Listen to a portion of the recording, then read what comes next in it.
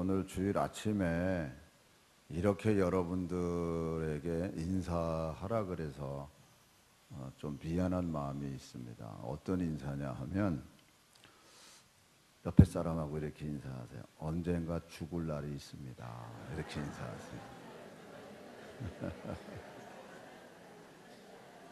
예, 언젠가 죽을 날이 있어요. 그때 그리스도 안에 있느냐 아니면 죄 가운데 있느냐 이렇게 나눠지게 돼 있어요. 그래서 죄 가운데 죽은 자들은 하나님 앞에서 그 죄에 대해서 아마 변명해야 될 겁니다. 해명해야 될 거예요. 그러나 그리스도 안에 있는 사람들은 해명할 필요가 없어요. 왜요? 십자가 안에서 다 청산됐기 때문에. 그래서 우리에게 있는 건 뭐냐? 우리가 이 세상에서 살아가는 행위대로 우리가 상급을 받게 돼 있어요. 그래서 우리가 믿음으로 믿음의 씨를 심고 아름다운 생활의 열매를 맺으면 이게 다 하나님의 축복으로 우리에게 다가와요. 그러나 내 생각대로 그냥 살아버리면 이 땅의 축복을 우리가 못 누립니다. 그리스도 안에 있음에도 불구하고 우리가 죄에 대한 거는 하나님 앞에서 변명하지 않는다 할지라도 삶에 심겨진 그로 인하여 싹이 나고 열매 맺는 것은 우리가 그대로 우리가 삶의 현장에서 그대로 우리가 받아야만 될 것입니다. 그러므로 우리가 마지막 심판대 앞에 섰을 때에 우리의 유일한 후회는 뭐냐? 하나님께 더 많은 것으로 영광 돌려야 될 걸. 마지막이니까. 그러니까 우리는 지금 이 땅에 살면서 내가 더 하나님 앞에 더 충성하고 헌신하며 살아야 되겠다 하는 것을 우리가 깊이 인식하셔야 됩니다. 사랑하는 성도 여러분, 우리가 보존하려는 것은 다 잃게 되어 있습니다. 그러나 우리가 주님을 위해서 잃어버린 것은 모든 것이 영원토록 보존된다는 사실을 기억하시기 바랍니다. 그래서 스터드라는 분이 이런 얘기를 해요. 하나뿐인 삶은 곧 지나갈 것이다. 오직 그리스도를 위해 행한 일만이 존속할 것이다 라고 가르쳐 줍니다. 자, 그런 의미에서 오늘 설교 제목이 뭐죠? 네, 다시 한번 한 목소리로 읽어보세요. 시작. 현재의 고난, 나타날 영광. 아멘. 고난을 즐거워할 사람은 없어요, 여러분. 고난이 왔을 때 나는 기뻐. 이건 좀 이상한 사람이에요. 고난이 왔다 이러면은 정상적이라 그러면은 일반적으로 정상적이라 그러면 원망하고 불평하는 게 사실 정상적이에요. 어떻게 고난이 왔는데 기뻐해요? 근데 성경은 이상하게 얘기할 때가 많잖아요. 에? 고난이 오면 기뻐하라고 이야기를 해요. 여러분, 멀쩡하게 생활하다가 갑자기 당신 암이야. 이렇게 판정이 나면 얼마나 당황스럽고 얼마나 순간적으로 절망적이겠어요. 그런데 성경은 이상한 소리를 해요. 어떤 이상한 소리냐? 베드로전서 1장 6절에서부터 볼게요.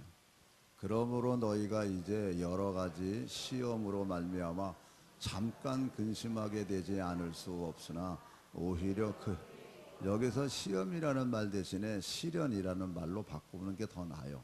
이 부분에서는 여러 가지 고난, 그래서 잠깐 근심하게 되지 않을 수 없었으나 오히려 크게 기뻐하다. 왜요?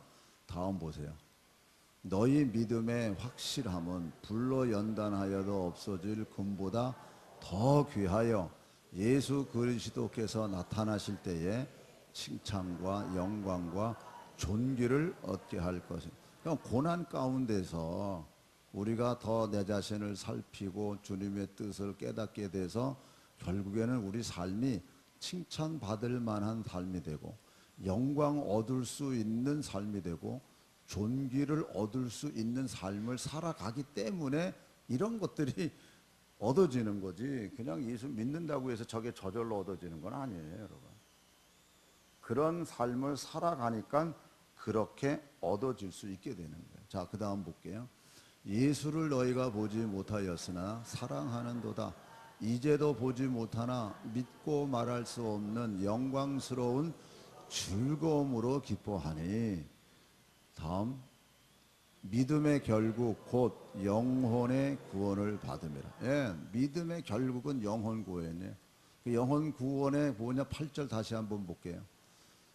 예수를 너희가 보지 못하였으나 사랑하는도다. 이제도 보지 못하나 믿고 말할 수 없는 영광스러운 즐거움으로 기뻐한다. 영광스러운 즐거움으로. 그러니까 믿음의 결국은 영혼 구원이라는 게 영원한 하나님 나라에서의 영생을 누리는 것을 실제로 바라보고 나가고 있기 때문에. 그래서 반복해서 사도 바울이 로마서 5장 1절 2절에서 이렇게 얘기를 해요. 그러므로 우리가 믿음으로 의롭다 하심을 받았으니 우리 주 예수 그리스도로 말미암아 하나님과 화평을 누리자.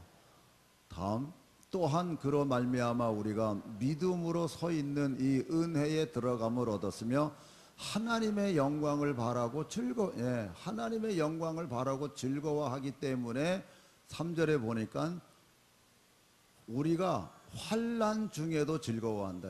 왜? 하나님의 영광을 바라보고 있기 때문에 환난 중에도 즐거워하는. 이는 환난은 인내를, 인내는 연단을, 연단은 소망을 이루는 줄 아미리라. 그러니까 이 소망은 부끄러운 소망이 아니라고 5절에서 가르쳐 줘요. 그러니까 하나님의 영광을 우리가 바라보기 때문에 환난이 와도 기뻐하고 즐거워하는 거예요. 그래서 베드로전서 4장 12절부터 보면 다시 사랑하는 자들아 너희를 연단하려고 오는 불시험을 이상일 당하는 것 같이 이상히 여기지 말고 오히려 너희가 그리스도의 고난에 참여하는 것으로 즐거워하라. 이는 그의 영광을 나타내실 때에 너희로 즐거워하고 기뻐하게 하려 함이라. 너희가 그리스도의 이름으로 치욕을 당하면 복 있는 자로다. 영광의 영 곧 하나님의 영이 너희 위에 계심이라. 할렐루야. 고난 가운데 있어도 하나님의 영광을 바라보기 때문에. 또한 사도 야고보도 이렇게 얘기를 해요. 시험을 찾는 자는 복이 있나니 이는 시련을 견디어낸 자가 주께서 자기를 사랑하는 자들에게 약속하신 생명의 면류관을 얻을 것이기 때문이라. 사람이 시험을 받을 때에 내가 여기서 시험도 시련이거나 고난이라고 보는 게 더 나아요. 그러니까는 이게 헬라어 말로 한 단어를 가지고 어떤 때는 시험이라고도 쓰고 어떤 때는 시련이라고도 쓰고 어떤 때는 유혹이라고 요 상황에 따라서 번역을 그렇게 해요. 근데 여기서는 시련이라고 보는 게 더 나아요. 그래서 사람이 시련을 받을 때 내가 하나님께 시련을 받는다고 하지 말지니 하나님은 악에게 시련을 받지도 혹은 유혹을 받지도 아니하시고 친히 아무도 유혹하거나 시련하지 아니하시느냐. 단 아브라함을 하나님이 시험하셨죠. 너 이삭을 모리아 산에서 바쳐라. 그래서 하나님의 시험은 합격해야 되고 시련과 유혹은 우리가 그걸 이겨내야 돼요. 그걸 잘 여러분 구분하셔야 됩니다. 그래서 그 다음 절, 오직 각 사람이 시험을 받는 것은 자기 욕심에 끌려 미혹돼. 사람이 시련을 받는 거 그거는 자기 욕심의 잘못된 선택 때문에 고난을 받는 거예요, 사실은. 그래서 경고하지요. 15절, 욕심이 잉태한 즉 죄를 낳고 죄가 장성한 즉 사망을 낳느니라. 할렐루야. 그래서 일반적으로 히브리서에 가서 징계라는 단어를 사용합니다. 징계는 다 받는 것이거늘 너희에게 없으면 사생자여 친아들이 아니니라. 또 우리 육신의 아버지가 우리를 징계하여도 공경하였거든 하물며 모든 영의 아버지께 더욱 복종하며 살려 하지 않겠느냐. 그들은 잠시 자기의 뜻대로 우리를 징계하였거니와 오직 하나님은 우리의 유익을 위하여 그의 거룩하심에 참여하게 하시느니라. 무릇 징계가 당시에는 즐거워 보이지 않고 슬퍼 보이나 후에 그로 말미암아 연단 받은 자들은 의와 평강의 열매를 맺느니라. 그러므로 피곤한 손과 연약한 무릎을 일으켜 세우고 너희 발을 위하여 곧은 길을 만들어 저는 다리로 하여금 어그러지지 않고 고침을 받게 하라. 12절 볼게요. 그러므로 이제 고난 가운데 징계를 받으면은 피곤한 손이기 때문에 피곤해져서 손을 못 올려요. 연약한 무릎을 일으켜 세우기 어려워요. 그러나 장차 받을 영광을 생각할 때 피곤한 손과 연약한 무릎을 일으켜 세우고 그리고 너희 발을 위하여 곧은 길을 만들어 저는 다리로 하여금 어그러지지 않고 고침을 받게 하라라고 가르쳐 줍니다. 여러분, 꼭 고난이 있어야 구원받는 건 아니에요. 고난이 없어도 우리가 구원을 받고 신앙생활 잘합니다. 그런데 대체적으로 우리들은 우리의 욕심이 있고 육신의 본성과 이게 있기 때문에 고난이라는 걸 통해서 육신의 것을 내려놓고 하나님의 것을 찾게 되거든요. 그래서 고난이라는 걸 통과하면서 하나님의 뜻이 무엇인지를 알고 나의 부족과 나의 죄성을 알고 내려놓음으로 이것이 그리스도와 하나 되게 만드는 귀한 일이 되게 만들어요. 그래서 사도 다윗이 뭐라 그래요? 고난 받은 것이 내게 유익이라. 내가 이 고난을 통해서 하나님의 말씀을 배웠다라고 고백을 합니다. 여러분, 우리가 고난 가운데 있을 때 고난을 잘 이해하고 통과하는 게 아닙니다. 이해가 안 되는 부분이 사실은 더 많습니다. 그럼에도 우리는 영원한 눈으로, 즉 믿음의 눈으로 고난을 바라보기 때문에 우리가 그 일을 견뎌내고 참고 가게 되는 거예요. 고난을 내가 다 이해하고 가는 게 아니에요, 여러분. 믿음의 눈을 가지고 부르신 부름의 상을 위하여 장차 받을 하나님의 영광을 바라보면서 그 고난을 감당하면서 가는 겁니다. 다시 설교 제목이 뭐라고요? 현재의 고난 그리고 나타날 영광. 여러분, 나타날 영광을 바라보기 전까지는 지금의 고난을 이겨낼 수 없습니다, 여러분. 여러분이 지금 장차 받을 영광이 무엇이라고 여러분들이 바라보고 있습니까? 그건 여러분들이 바라봐야 돼요.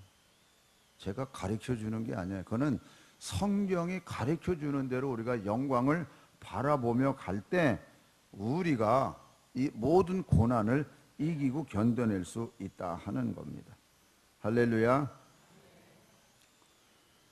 여러분, 우리가 생활하다 보면 여러 질병에 걸릴 때 있고 원치 않는 때로는 암에 걸릴 때도 있습니다. 이런 것들은 분명히 좋은 게 아닙니다.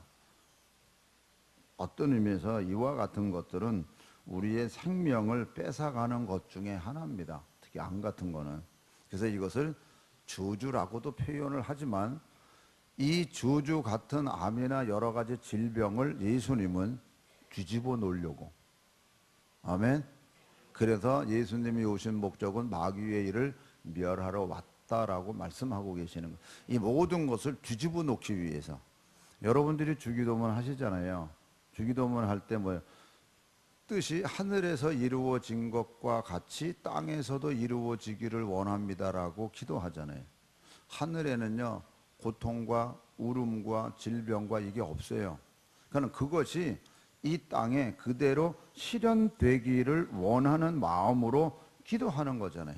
그러나 이 땅에서의 치유는 불완전하죠. 치유받았다고 해서 이 세상에서 영원토록 사나요? 아니잖아요. 죽을 때가 있지 않습니까? 그러나 하늘나라에서는 완전한 치유예요. 모든 질병뿐만 아니라 영원한 영생의 삶을 살아가는 것이 그곳이기 때문에 우리가 때로는 이런 기도를 하고 있는 겁니다. 그래서 사랑하는 성도 여러분, 암이 이 땅에서의 삶을 단촉시키는 경우가 있지만 살아가는 삶의 가치를 반드시 떨어뜨리는 것은 아닙니다. 오히려 이와 같은 질병이 보다 더 남아있는 삶을 더 아름답게 살아가는 기폭제가 된다는 것을 우리가 잘 알고 있잖아요. 수많은 암 생존자들은 자기 자신이 암 진단을 받았을 때에 최악의 일이라고 얘기하면서 한편은 최상의 일로 받아들였습니다. 그래도 그것을 이겨낸 거예요. 어떤 젊은이가 갑자기 이제 진단을 받았어요. 그랬더니 뭐 아파서 갔지요, 병원에. 그랬더니 앞으로 몇 달 못 삽니다. 암 진단을 받은 거예요. 그러니 솔직히 얼마나 당황되고 얼마나 좌절이 되겠습니까? 그런데 이 젊은이가 가만히 생각하다가 이렇게 결심을 맺었어요. 내일이 없는 삶을 살겠다. 거긴 두 가지 의미가 있습니다. 하나는 내 마음대로 살겠다. 누가 뭐 남의 신경도 안 보고 그냥 내가 내 마음대로 살겠다라는 방탕하는 어떤 모습으로 가는 게 있고, 또 하나는 내가 나 이제 얼마 못 사는데 그래도 내가 뭐가 더 중요한지를 깨닫고 중요한 일을 하면서 내가 살아야 되겠다. 내게 있어서 정말 소중하지 않고 본질적으로 귀하지 않는 거는 내가 뒤로 두고 하지 말고 정말 내게 있어서의 소중하고 중요한 일을 내가 해야 되겠다라고 결심을 하고 그렇게 살아가는 거예요. 그러니까 중요한 일은 더 중요해졌고 중요하지 않는 일은 더 멀리 두니까 삶이 기쁜 거예요. 얼마 못 산다고 했지만 그래도 살아가는 게 중요한 일을 자기가 하니까 기쁘고 즐거운 거예요. 그러다가 몇 달이 지났어요. 친구가 보다가 야, 너 병원에 한번 가봐. 왜냐면은 몇 달밖에 못 산다는 친구가 몇 달이 지났으면 이게 이렇게 들어가야 되잖아요. 해골 같아야 되잖아요, 사실. 그런데 오히려 화색이 돌고 멀쩡한 거예요. 그러니까 야, 너 한번 다른 병원에 가서 진단 받아봐. 너 혹 암이 아닐 수도 있어. 그래서 진짜 다른 병원에 가서 진단을 받았어요. 근데 암은 아닌데 다른 아주 좀 이렇게 식이병에 걸린 거예요. 근데 식이병에 걸렸는데 이거는 치료할 수 있는 병입니다라고 답을 낸 거예요. 의사 선생님이. 그러니까 이 청년이 이 청년이 어린아이처럼 막 우는 거예요. 왜 울까요? 아, 내가 이제는 살았구나. 그래서 울까요? 아니에요. 진짜 왜 울까요, 여러분? 한번 깊이 생각해 보세요. 이 청년이 운 이유는 내 삶이 예전 방식으로 돌아갈까봐 두려워서 우는 거예요. 죽는다라고 하는 그것 때문에 정말 내일이 없는 삶을 살아가는 그 속에서 살아왔는데 이제는 그것도 아니고 치료받는다 그러니까 긴장을 탁 풀어서 옛날처럼 살아갈까 봐. 우리 그런 일 많거든요. 솔직한 얘기로 1월 1일 날 여러분들이 결심한 대로 지금까지 내려오는 사람이 몇 분 있습니까? 다 그렇게 살려고 작정했는데 모든 게 다 여건이 그렇고 긴장 풀고 이러고 사니까 그냥 결국 아무것도 없는 것처럼 살아가지 않느냐 하는 얘기예요. 이 청년은 지금 그걸 염려해서 우는 거예요. 내가 옛날처럼 돌아갈까 봐. 그래서 성경은 이 부분에 대해서 아주 냉정하게 경고합니다. 베드로후서 2장 20절부터 볼게요. 만일 그들이 우리 주 대신 구주 예수 그리스도를 알므로 세상의 더러움을 피한 후에 다시 그 중에 얽매이고 지면 그 나중 형편이 처음보다 더 심하리니 의의 도를 안 후에 받은 거룩한 명령을 저버리는 것보다 알지 못하는 것이 도리어 그들에게 나으니라. 참된 속담에 이르기를 개가 그 토하였던 것에 돌아가고 돼지가 씻었다가 더러운 구덩이에 도로 누웠다 하는 말이 그들에게 응하였도다. 예, 토하였던 거 더럽잖아요. 그래서 떠났다가 다시 온다니까. 더러운 곳에 다시 눕고, 이거를 히브리서 6장 4절부터 더 자세하게 설명해요. 한번 빛을 받고 하늘의 은사를 맛보고 성령에 참여한 바 되고 다음 하나님의 선한 말씀과 내세의 능력을 맛보고도 타락한 자들은 다시 새롭게 하여 회개하게 할 수 없나니 이는 그들이 하나님의 아들을 다시 십자가에 못 박아 드러내놓고 욕되게 함이라. 땅이 그 위에 자주 내리는 비를 흡수하여 밭가는 자들이 쓰기에 합당한 채소를 내면 하나님께 복을 받고 만일 가시와 엉겅퀴를 내면 버림을 당하고 저주함에 가까워 그 마지막은 불사름이 되리라. 7절 다시 펴주세요. 땅이 즉 여러분들의 마음이에요. 여러분들의 마음에 하나님의 은혜를 받게 되면 합당한 채소 성령의 열매를 맺으면 하나님께 복을 받고 만약에 가시와 엉겅퀴를 내면 즉 육신의 열매 예수 믿었던 마음이나 예수 안 믿었던 마음이나 동일하게 변한 게 아무것도 없으면 엉겅퀴와 내면 마지막은 버림받고 저주받고 불사름을 받게 된다.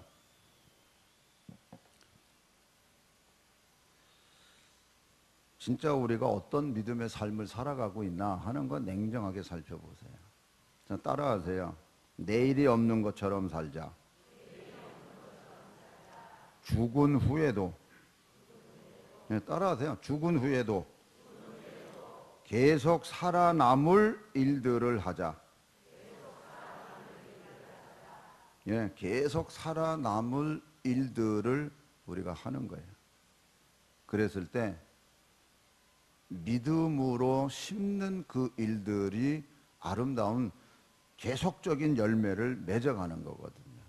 좋은 예가 여러분들이 닉 부이치치라는 청년을 아시죠? 이제는 뭐 결혼해서 이제 아이도 있고 아빠입니다. 태어날 때 팔다리 없는 태어난 그 사람이 팔다리 없이 태어났으니까 여러분 우리들은 자연스럽게 하는 일을 그 사람은 못하는 일이 너무 많아요. 그냥 우리는 자연스럽게 그냥 아이고 만나서 반갑습니다. 근데 이 사람은 팔도 없고 뭐 여기밖에 없어요. 이거 뭐 어떻게 못해요. 그 다리도 또 이렇게 없이 태어났고 그러니까 불편한 게 한두 가지가 아니죠. 여러분 우리가 할 수 있는 거 얼마나 자연스럽게 할 수 있는 게 얼마나 많아요. 그 가운데서 이렇게 서로 허그해주고 하는 게 얼마나 좋은 일이에요. 근데 이 딕은 우리가 할 수 있는 자연스러운 거를 할 수 있는 게 거의 없어요. 그런데 그러면 이 친구가 하나님 앞에 화를 낼 수도 있잖아요. 하나님 사실은 뭐 여러 번 죽을 뻔했대요. 아니 자기가 자살하기도 했어요. 근데 다시 살아나기도 하면서 결론은 자기가 할 수 있는 일에 대해서 감사하기로 결심한 거예요. 불평하는 게 아니고 할 수 있는 게 뭘까? 닉은 자기 연민을 부인하는 삶을 살았어요. 다시 말하면 부정적인 생각을 안 했다는 겁니다. 나는 팔다리가 없잖아. 못해, 안 해. 나는 도움을 받아야 돼. 이런 삶을 산 게 아니에요. 자기 스스로 비관하지도 않았고, 그래서 제일 중요한 핑계 대지 않았어요. 아니 나는 팔다리가 없어서 나는 못해요. 이런 소리 안 했다니까요. 그러니까 여러분, 그도 핑계하지 않고 할 수 있는 일을 했던 것처럼 우리도 핑계 대면 안 돼. 예? 더더욱 핑계 대면 안 돼. 우리가 어떤 사람이 그런 얘기를 해요. 이건 좀 다른 얘기인데 어학 공부하는 일본 사람이에요. 일본 사람이 우리도 그렇잖아요. 아이고 한국 사람이 뭐 영어 못하는 거 당연하지. 당연해요. 그러나 영어를 해야 될 일을 하는 파트에 있으면 영어는 반드시 해야 되는 거예요. 그러니까 일본 여자가 와가지고 이제 자기 일을 이제 해야 되는 거예요. 그러니까 나는 일본 사람이니까 한국말 못하는 거 당연하잖아요. 그러니까는 오너가 일도 안 시켜. 한국말 빨리 해. 아주 서러울 정도로 외면시킨 거예요. 그러니까 철저하게 한국말을 한 거예요. 그래서 이제 일을 하게 됐다고 그런 얘기를 해요. 어떤 경우에서도 핑계 대면 안 돼요, 여러분. 핑계 대면은 그건 벌써 하나님을 원망하는 건 아니지만 자기 자신에 대한 것을 이렇게 감싸고 있는 거나 마찬가지거든요. 절대로 핑계하면 안 돼요. 이 닉은 자기 자신의 장애에 대해서 장애자라는 그 어떤 것을 규정받기보다는 자기 장애를 간증하는 데 사용했다니까요. 거꾸로 여러분 살면서 동정받는 거를 인정받으려고 하지 마세요. 스스로 모든 일을 감당하려고. 그래서 닉의 간증을 들은 후에 그리스도를 믿는 사람들이 얼마나 많은지 모릅니다. 그래서 미국에서 통계를 낸 게 있어요. 20만 명이나 믿음, 그로 말미암아 내가 예수 믿었다 하는 그런 통계가 나온 게 있어요. 그러면은 세계적으로 얼마나 많은 그런 믿는 사람이 많겠습니까? 거꾸로 닉이 팔다리가 있었으면 이와 같은 일을 못했어요. 없었기 때문에 그걸 하나님 안에서 잘 사용했기 때문에 이런 결과를 가져왔거든요. 성도 여러분, 사람들이 왜 닉을 좋아할까요? 사람들이 왜 닉을 좋아할까요? 가만히 생각해 보세요. 왜 닉 부이치치를 사람들이 왜 좋아할까? 혹 여러분들도 그 사람을 좋아한다 그러면 왜 좋아할까? 그가 갖고 있는 그 모든 조건의 아픔을 잘 이기면서 견뎌왔기 때문에 그를 좋아하는 거예요. 거꾸로 얘기합니다. 왜 개인적으로 여러분들을 혹 좋아하거나 싫어하는 사람이 있을까? 이게 잣대예요.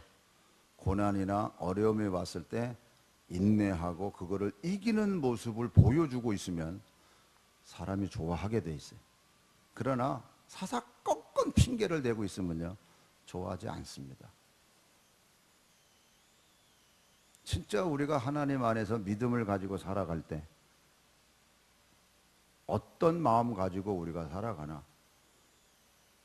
닉이 그런 여러 가지 어려움 속에서 그거를 잘 이기며 견뎌냈기 때문에 좋아한 것처럼 오늘 우리들도 그런 어떤 아픔 속에서도 잘 인내하고 신앙적으로 그걸 견디고 하나님 앞에 찬양하며 그것을 실타리를 풀어가는 모습을 보여주면 사람들이 다 좋아하게 돼 있어요.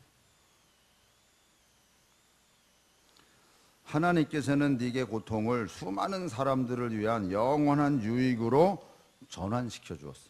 닉이 그거를 알아요. 그래서 닉이 그렇게 얘기를 하는 거예요. 내 간증을 통해 믿음을 갖게 되는 그 사람들과 함께 영원히 살 수 있다면 이 세상에서 팔다리가 없이 살아도 좋다라고 고백을 합니다. 오늘 하나님께서 말씀으로 우리에게 하시는 말씀을 들으시기 바랍니다. 본문 말씀이에요. 16절 다 같이 읽습니다. 성령이 친히 우리의 영과 더불어 우리가 하나님의 자녀인 것을 증언하시나니. 다시 읽습니다. 성령이 친히 우리의 영과 더불어 우리가 하나님의 자녀인 것을 증언하시나니. 믿습니까? 진짜 성령이 내 영과 더불어 내가 하나님의 자녀인 것을 증언하는 것을 여러분들이 체험하고 경험하십니까? 그러면 17절로 넘어갑니다. 자녀이면 또한 상속자 곧 하나님의 상속자요 그리스도와 함께한 상속자니 우리가 그와 함께 영광을 받기 위하여 고난도 함께 받아야 할 것이다. 우리가 자녀요 하나님의 상속자요 그러면 그리스도의 영광에 동참하는 자이기 때문에 그래서 우리가 고난도 함께 받아야 할 것이나 그러면서 생각하건대 현재의 고난은 장차 우리에게 나타날 영광과 비교할 수 없도다. 장차 받을 영광이 과연 무엇인지 여러분들이 알고 가셔야 되는, 그건 여러분이 하셔야 되는 거예요. 말씀 속에서 그걸 여러분들이 발견하시고 붙잡고 가셔야 돼요. 그러면 어떤 현재의 고난도 넉넉히 이겨낼 수 있게 되는 겁니다. 결론적으로 숫자로 한번 표현해 볼게요. 처음엔 잘 모르실 거예요. 5 더하기 2 5 더하기 2 네. 5 더하기는 뭐요? 7이요, 7. 올려주세요, 이거는. 7, 예. 맞잖아요. 여기 많은 의미가 있어요. 이걸 보면은 이게 뭐지 저게? 맞지? 그런데 그 다음을 띄워줘 보세요. 5 더하기 2 더하기 하나님은 뭐냐 하면요. 5천 명이 먹고도 12광주리가 남더라. 그러니까 이게 뭐요? 보리떡 5개, 물고기 2마리예요. 그런데 거기 플러스 하나님이 하시니까 5천 명이 먹고도 12광주. 이거요. 보리떡 5개, 물고기 2마리 한 어린아이가 먹을 수 있는 양식이었거든요. 이걸 고난이라고 생각해 봅시다. 고난에다가 하나님이 함께 하시면 이거는 영원한 영생이에요. 이게 5 더하기 하나가 되니까 5천 명이 먹고도 남는 12광절이 이걸 바라볼 때에 우리가 하나님 앞에 영광 돌릴 수 있는 일이거든요. 이걸 사도 베드로가 베드로전서 5장 10절에서 이렇게 표현해요. 말씀으로 다 같이 읽습니다.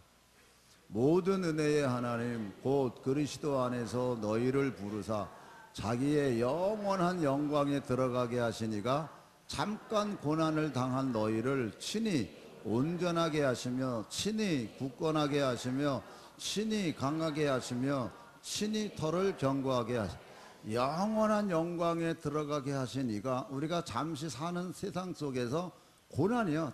잠깐 고난. 거기에다가 친히 하나님이 플러스 하니까 이 고난 속에 하나님이 친히 함께 하니까 우리가 온전하게 되고 굳건하게 되고 강하게 되고 털을 견고하게 하더라. 할렐루야. 그러니까 오병이어의 역사를 우리가 믿는다 그러면 이 말씀 속에서도 우리의 현재의 고난 가운데 장차받을 영광을 바라보며 나갈 때 그분이 친히 우리와 함께 하신다는 거예요. 지난 시간에 뭐라 그래요? 하나님이 우리와 함께 하시면, 즉 하나님이 나를 위하시면 누가 나를 대적할 수 있겠느냐? 할렐루야. 이 믿음으로 여러분 고난 가운데 있어도 장차 받을 영광을 바라보세요. 그러면 이게 아무 의미가 없어지는 거거든요. 이 믿음으로 살아가기를 주님의 이름으로 축원합니다. 기도하겠습니다. 우리 한번